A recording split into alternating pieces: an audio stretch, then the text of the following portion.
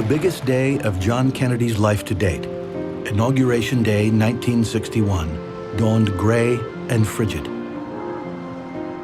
700 trucks were already out on the streets, clearing 8 inches of new fallen snow from the east front of the Capitol. As the skies began to clear, 20,000 spectators crowded in to await Kennedy's arrival. And the news professionals hauled a bouquet of cameras onto a temporary structure rising high above the other onlookers. John Fitzgerald Kennedy, do solemnly swear.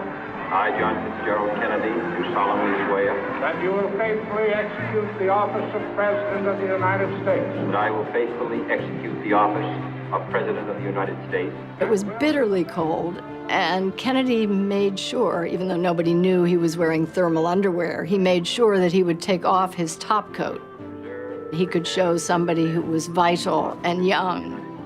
So help you God. So help me God.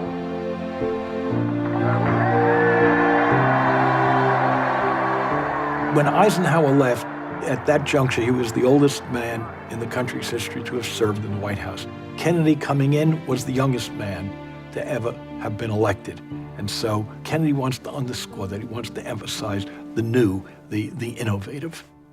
Let the word go forth from this time and place to friend and foe alike that the torch has been passed to a new generation of Americans born in this century. Kennedy understood something that is not so obvious, and that is that words are more important than deeds. You can't govern 300 million people or 180 million when Kennedy was president by doing things. You can only do it by rhetoric. President Kennedy was talking to Americans that day, and to the world. He meant to reassure historic allies, and to exalt the virtues of democracy for new governments emerging in Africa, Asia, and the Americas. He also had a direct and pointed message for Soviet leader Nikita Khrushchev. Let every nation know, whether it wishes us well or ill, that we shall pay any price, bear any burden, meet any hardship, support any friend, oppose any foe, to assure the survival and the success of liberty. There was enormous optimism. He was young, personable, attractive. He appeared to be friendly and disposed toward people of color. And so there was great hopes that new things would happen. His inaugural speech was how we as a nation are going to be great, the new frontier. He was willing to challenge people. And I think each one of us wants to be challenged. We want to think that our life has a mission. And he understood that and reached out to it. And so, my fellow Americans, ask not what your country can do for you, ask what you can do for your country.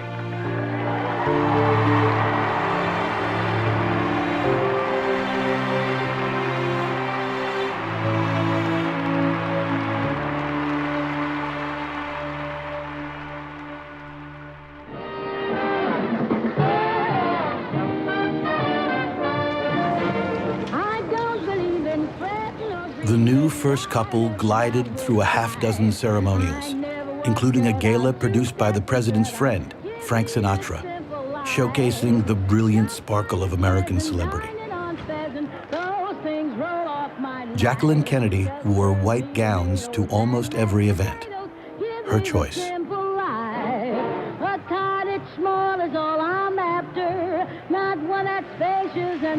Inside the gala and the balls, among the colorful and garish gowns, Mrs. Kennedy stood apart. Some like the high road, I like the low road, free from the grief and strife. Jackie once said that she would like to envision herself as a sort of art director of the 20th century, suspended in a chair over everything else and orchestrating how everything would look. Everything was a scene to be staged.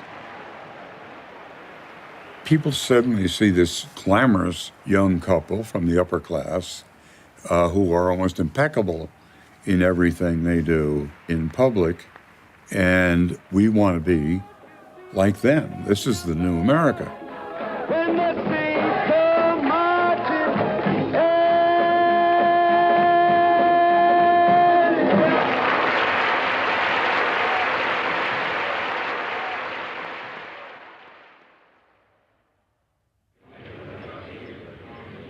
If his youth gave him pause, John Kennedy didn't show it. He appeared to be fearless. He ignored anyone who said it was too dangerous for a president to speak off the cuff. Thank you. I have several announcements to make. And held the first live televised press conferences in the White House. He would keep them up throughout his presidency.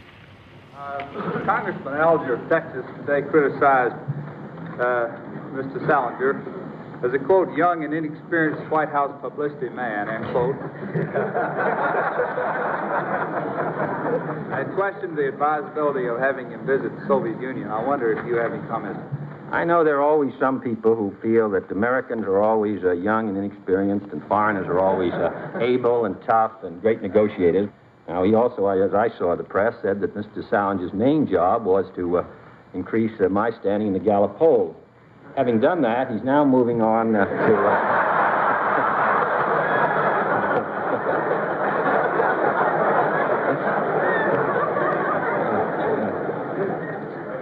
improve our communication.